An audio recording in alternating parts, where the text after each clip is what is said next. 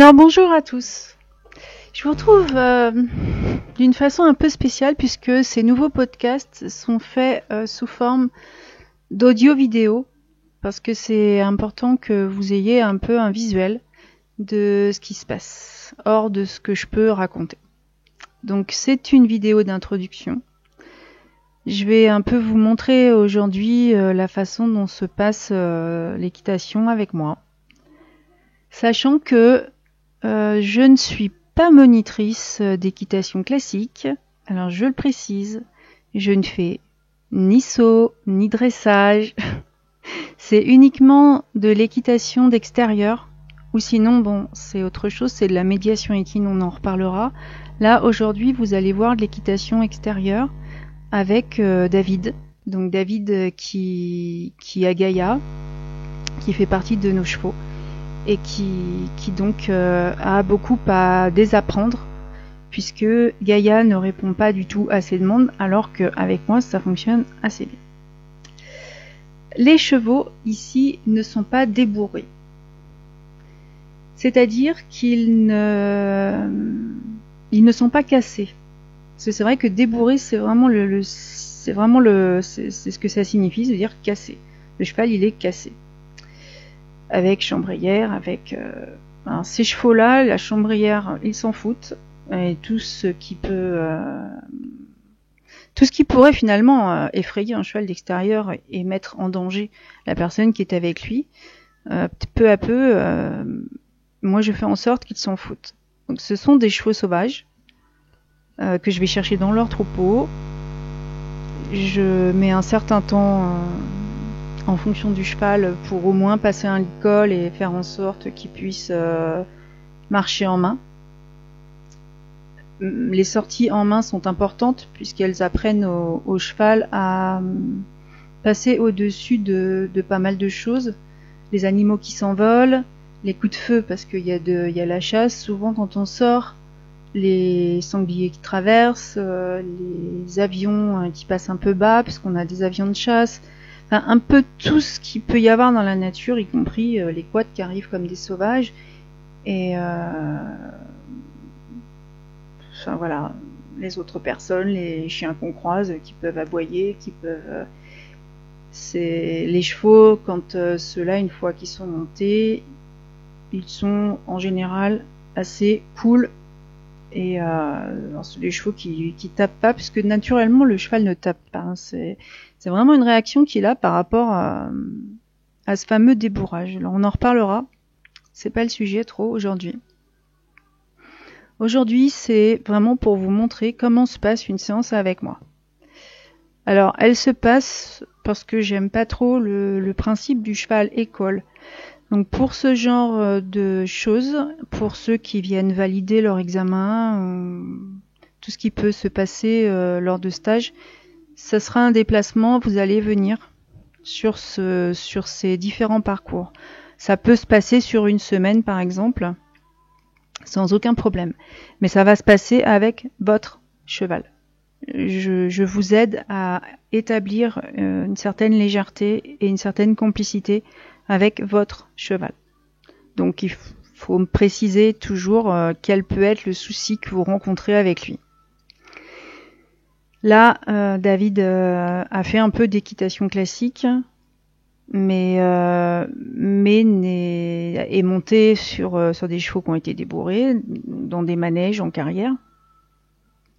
Alors bien sûr, avec moi, pas de manège, pas de carrière, rien de tout ça.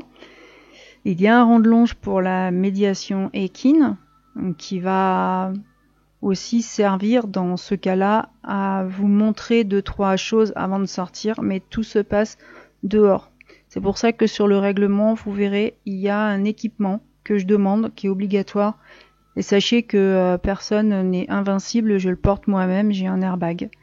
Je ne monte pas son casque dans ce genre de configuration. Et même si j'ai pour habitude de monter juste Ganesh avec un side pull, là il m'avait mordu l'avant-veille. Je lui ai donc expliqué que je lui mettais la camor, étant donné qu'il est un peu, disons il a un surplus d'énergie, il est joueur, il est jeune, il va avoir que 6 ans là. Donc je lui ai expliqué pourquoi il avait la camorre. C'est quelque chose qui est rare. Bon, c'est un hongre, mais il a été castré très tard. Donc dans sa tête, il est étalon. Alors c'est vraiment, quand les juments sont en chaleur, je suis obligée d'utiliser quand même un camorre.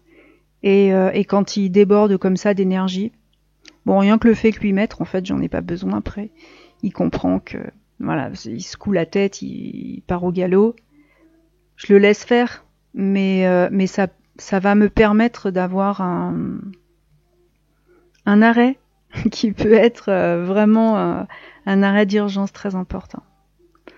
Voilà. Alors j'essaye de me mettre derrière mon apprenti pour pouvoir l'avoir en vidéo. Là, je suis désolée parce que j'avais très mal réglé ma caméra, ce qui fait que c'est un peu bas mon histoire.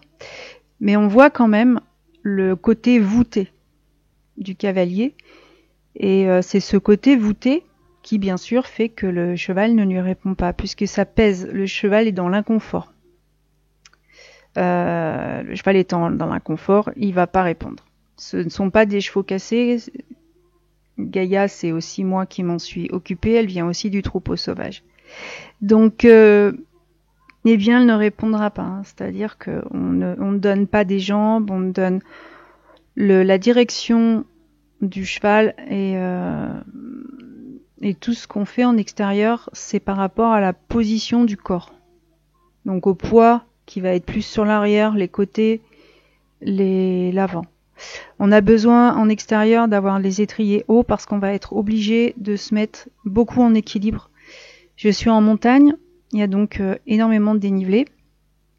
Alors que ce soit dans les montées ou dans les descentes, pour le confort du cheval, on va éviter de faire rebondir nos fesses sur la selle. On va le récompenser quand il a fait quelque chose qu'on lui demande. Vous allez voir que je récompense énormément les chevaux, alors que finalement, il faut vraiment qu'ils aient fait quelque chose de dangereux pour prendre une tarte. Sinon, je les mets dans l'inconfort. Donc là, c'est vrai que je tiens vraiment à montrer la façon dont le cheval répond en fonction de la position du cavalier. Donc là, David voyait sa jument ne pas répondre. En fait, je l'ai montée et pourtant j'ai pas rétréci les étriers, mais elle répond très très très bien. Là, si elle ne répond pas avec son cavalier, c'est parce qu'il est voûté. Et alors souvent quand le cavalier est voûté, moi j'ai un peu tendance à dire c'est une position qui est fétale. Il y a quelque chose qui va pas, il y a un inconfort pour le cavalier, il y a un manque d'assurance, peut-être un manque de confiance en soi, une mauvaise estime aussi peut-être. Il y a beaucoup de choses qu'on peut voir. Hein. Je rappelle que je suis avant tout psychologue, éthologue, donc quelqu'un qui a l'habitude d'observer. Alors c'est pas un jugement, mais vous avez normalement avec vous le carnet de suivi, le carnet d'évolution. Les vidéos vous servent, bon, elles sont privées hein, normalement, vous les aurez sur votre espace personnel. Là, on utilise celle-là en démonstration pour que tout le monde puisse voir, mais non, après vous avez le choix de pouvoir les montrer pour demander aussi d'autres avis, parce que c'est important d'avoir vraiment d'autres avis. Mais sinon, moi personnellement, je les mets en privé ou avec un code d'accès. Alors sur cette séance, j'ai appelé ça ma journée parfaite. Je me suis amusée, mais vraiment comme une petite folle avec Ganesh, qui était dans un état, il était trempé quand on est rentré, mais il s'arrêtait pas. Brouter, ça l'intéressait pas. C'était vraiment son but, c'était vraiment de galoper, qu'on soit ensemble et vraiment unis tous les deux. Ça l'a un peu agacé de devoir toujours attendre Gaïa et David. Je refaisais passer Gaïa devant, mais bon, c'est bien souvent qu'on est repassé parce que cavalier faisant, Gaïa, vous voyez, elle a essayé de le mettre entre les pins, elle se met sur les côtés, elle s'amuse beaucoup, elle aussi d'ailleurs. Voilà, elle reste plantée par exemple au milieu. Cette pinède, on peut dire que quelque part c'est mon espace de travail. C'est un espace où le sol est rebondissant, c'est vraiment très agréable ce sous-bois. Et c'est une jolie ligne droite, plate. C'est rare chez moi. Rien n'est plat, on est en montagne. Donc ça permet aux chevaux de pouvoir, et à nous, de pouvoir leur demander des transitions, des allures, d'accélérer le galop, puisque bon, on a quand même une bonne ligne droite. On aura le temps de freiner et ça permet vraiment de faire pas mal de choses. J'aime beaucoup cet endroit. En été, il est frais, donc les chevaux l'apprécient d'autant plus parce que galoper en plein cagnard, c'est jamais bien agréable. D'ailleurs, quelquefois, ils refusent franchement. Alors, quel est le but de tout ça ? Le but de tout ça, c'est... Alors, j'ai dit que je ne débourrais pas les chevaux. En fait, je débourre le cavalier. Souvent, je vois des personnes avec des chevaux parce que c'est toujours l'instinct de prédation, hein, donc l'instinct d'être au-dessus, l'instinct de dominer, de domination, et puis des cavaliers qui sont quand même relativement lourds, pas très souples, et qui n'ont pas les muscles qu'il leur faut, qu'on développe énormément en équitation d'extérieur. Donc là, voilà, là je demande un exercice qui est normalement de s'allonger complètement sur le cheval en prenant l'appui dans les étriers. Vous voyez que c'est pas forcément évident parce que si éventuellement la sécurité de la carrière ou du rond-longe ou je sais pas, d'avoir peut-être un instructeur près des cavaliers, ça permet les choses. Là, alors que le cheval, lui, ne veut pas bouger, le cavalier n'a pas confiance déjà en son cheval. C'est un petit peu embêtant. Parce que la confiance, elle est mutuelle, elle est réciproque. Quand on n'a pas encore bien confiance en son cheval, on évite de monter dessus, de mon point de vue. Donc voilà, là je montre qu'il faut avoir suffisamment de hauteur d'étrier pour pouvoir vraiment lever les fesses et se mettre en équilibre. Éviter de s'accrocher aux rênes, parce que c'est très inconfortable pour le cheval. Ils sont montés sans mort, hein. Il y a pas de mort. En général, ce sont des side pull, bitless et haka mort si vraiment il y a une nécessité de donner un petit peu plus d'inconfort au cheval. Mais c'est rare, ça reste rare. C'est plus souvent le side pull et le bitless pour Ganesh. Ce sont des chevaux qui sont quand même très jeunes, hein. Ganesh va avoir 6 ans, Gaïa est plus jeune encore. Il faut pas oublier que ce sont des chevaux qui jouent et qui parfois perdent la concentration, se déconnectent. Alors, comment on fait pour débourrer un cheval ? J'utilise énormément le yoga parce que ça aide à respirer, à sentir sa respiration, à se concentrer sur sa respiration. Et vous allez voir qu'ensuite vous vous concentrez sur votre respiration et sur celle de votre cheval, mais ça devient totalement naturel. On pratique pas mal de méditation aussi, justement pour la fameuse communication animale.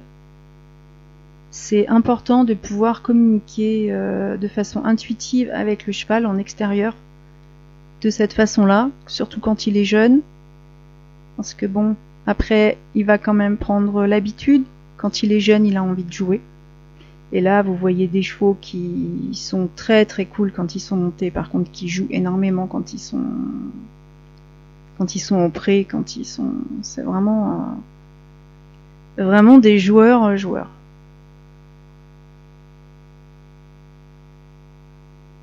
Donc là, voilà, une quand même bien jolie ligne droite. Elle est tentante. Ganesh était vraiment tellement mouillé et vu le froid qu'il faisait, parce que les chevaux ne sont pas non plus tondus chez nous, hein, ils n'ont pas de couverture, quand on rentre, ils vont se rouler dans la boue, ils ont une protection tout à fait naturelle. c'est plus, c'est vraiment une équitation au feeling qui s'est révélée fonctionner assez bien. C'est vrai que même quand je suis déséquilibrée, là j'ai été déséquilibrée sur cette promenade. Je m'occupais pas du tout de ce qui se passait devant moi parce que je regardais ce qui se passait ailleurs. Et c'est vrai que là où on part au galop, un peu avant la pinède avec Ganesh, lui il a anticipé et il est passé direct. Moi j'aurais très bien pu rester sur l'arbre qui était au-dessus de moi, mais bon, je lui ai dit attends Ganesh parce que je vais me casser la figure.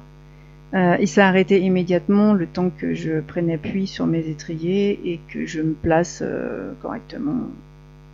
Parce que le galop, évidemment, en extérieur est beaucoup plus rapide qu'un galop de travail de carrière et il est préférable d'avoir un bon équilibre. Et puis voilà, on repart ensuite tranquillement. Et souvent aussi, vous allez devoir vous coucher sur votre cheval parce qu'il y a des branches basses, il y a des obstacles et il faut vraiment avoir une confiance, une grande confiance dans ce cheval, quoi. Si vous avez un cheval, c'est un animal de compagnie, quelque part, il vous apprécie, normalement. Alors, je précise aussi toujours que je travaille avec des chevaux qui sont nourris correctement, qui sont respectés dans leurs besoins, autant leurs besoins d'espace, leurs besoins de jeu, leurs besoins de liberté. Les miens sont montés une fois, mais si on fait 2 sorties, ils vont être montés, la fois d'après, ils vont sortir en liberté. Donc ils auront toujours ce côté libre, ce côté jeu. D'ailleurs, des fois, eux connaissent les promenades, mais quand ils partent au galop à fond les ballons, c'est vrai que mieux vaut avoir de bonnes chaussures de randonnée pour les suivre. Ils m'attendent sur certains points de pause où ils peuvent brouter ou bon ils broutillent ou il y en a un qui se couche, ils m'attendent. Mais la Ganesh va avoir 6 ans, donc ça fait ça va faire 5 ans au mois d'août prochain qu'on se connaît, qu'on se découvre petit à petit et que c'est bien agréable. Donc voilà comment se passe une séance avec moi. C'est vraiment une séance de complicité, c'est une séance d'équilibre, c'est une séance de respiration, c'est aussi une séance qui va vous aider à avoir confiance en vous, qui va vous aider à soulager votre cheval ou éventuellement à mettre un peu d'inconfort si vous en avez besoin parce qu'il faut qu'il vous réponde et que vous pouvez pas vous mettre en danger. Les chevaux ne sont jamais frappés, vous allez voir, il n'y a pas de cravage, donc pas de cravage, pas de mort, ils ne sont pas ferrés. Et malgré tout, ils font énormément de randonnées. C'est vraiment quelque chose de très nature, de très... On a dit un jour que ça ressemblait à du tai chi, l'équitation avec moi, alors c'est peut-être ça, je sais pas, je fais pas de tai chi. Mais une chose est sûre, c'est que c'est vrai que c'est très méditatif et qu'on respire énormément et qu'il y a une je me rapproche énormément du cheval pour en faire une journée de complicité vraiment parfaite. Donc là, vous avez fait un petit bout de la sortie débutant entre guillemets. Il y a après des sorties qui sont de plus en plus longues, qu'à la journée aussi, pour apprendre à vivre avec un cheval en extérieur et à vraiment connaître le cheval. Voilà. Contrairement à ceux qui connaissent vraiment l'équitation, je suis plutôt dans la connaissance du cheval et j'essaye de m'adapter à tout ça et ça donne une équitation qui, je sais qu'elle semble assez étrange, mais ceux qui essayent sont en général très contents Et même s'ils font à côté de la compétition, ils peuvent réutiliser tout ce qu'ils ont ressenti, tout ce qu'ils ont fait pour avoir cette complicité et puis de bien meilleurs résultats en compétition finalement. Voilà, cette émission s'arrête pour aujourd'hui. On se retrouvera probablement la semaine prochaine où je réglerai ma caméra un petit peu plus correctement, que vous puissiez voir. J'essaierai de commenter l'attitude du cavalier qui est avec moi. Je vous souhaite une très bonne semaine. On approche de Noël, donc préparez bien vos fêtes et puis à la prochaine.